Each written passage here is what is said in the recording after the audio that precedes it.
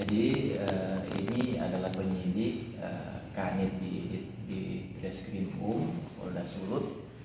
Nah, menyangkut masalah sidang dari awal itu permohonan pra peradilan itu terkait dengan penetapan tersangka seseorang yang diduga melakukan tindak pidana pemalsuan dokumen.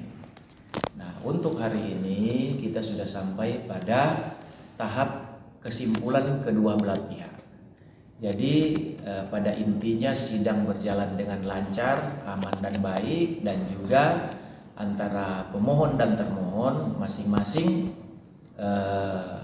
memasukkan ataupun mendalilkan hal-hal yang dimohonkan dalam sidang pra peradilan itu sudah sesuai dengan mekanisme yang ada, dan juga apa yang diajukan atau disampaikan oleh termohon atau dalam hal ini Direktorat Reserse Kriminal Umum Polda Sulut itu sudah sesuai dengan administrasi penyidikan yang ada.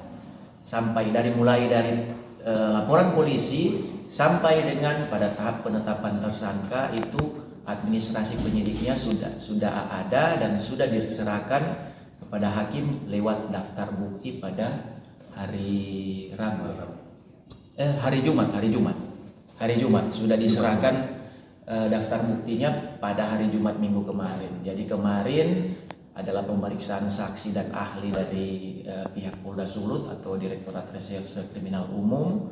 Semuanya juga berjalan dengan baik dan lancar. Dan satu juga yang kami sampaikan bahwa yang mana ahli yang kemarin dihadirkan dalam sidang perkara pra peradilan ini itu merupakan ahli juga dalam perkara pokoknya. Jadi pada proses penyidikan ahli itu yang dipakai untuk dimintai pendapat berdasarkan kompetensi keahliannya. Dugaan tindak pidana pemalsuan dokumen. Kalau lokasi di wilayah hukum Kota Manado, kebetulan kan karena Polda Sulut itu menyangkut masalah permasalahan yang ada di Sulawesi Utara, jadi Polda Sulut yang menangani itu kebetulan karena laporan polisinya masuk di Polda ya. Ya, untuk kesimpulan pada intinya kesimpulan yang diajukan dalam sidang pra peradilan ini itu berdasarkan pada fakta-fakta yang ada di dalam persidangan. Misalnya saya kasih contoh, apakah ada atau tidak laporan polisi yang dilaporkan? Itu ada. Apakah ada atau tidak surat perintah penyelidikan?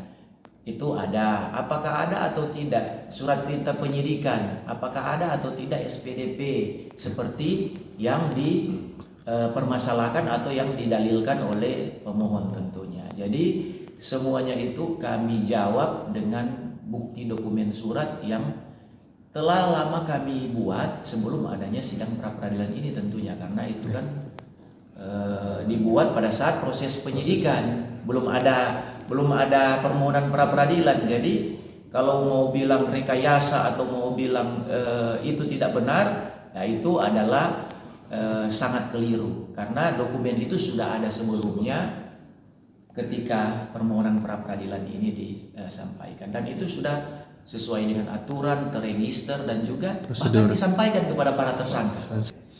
Para tersangka itu diberikan surat-surat itu.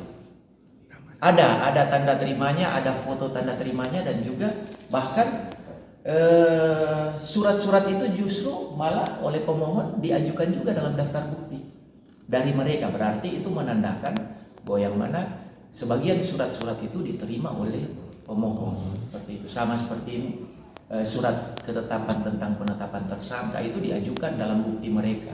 Berarti itu Polda berikan ke mereka tembusannya, dan itu sudah memang sesuai dengan prosedur. Dan pemohon mengajukan pra peradilan itu memang haknya mereka, karena dijamin oleh undang-undang kan, pasal 158 sampai pasal 163 KUHP baru itu menjamin adanya permohonan pra peradilan. Jadi ya namanya kalau ada permohonan, Polda pasti akan menghadapi sesuai dengan aturan yang berlaku. Seperti itu. Saya kira cukup yang disampaikan selebihnya dari teman saya, rekan saya dari Bitkom.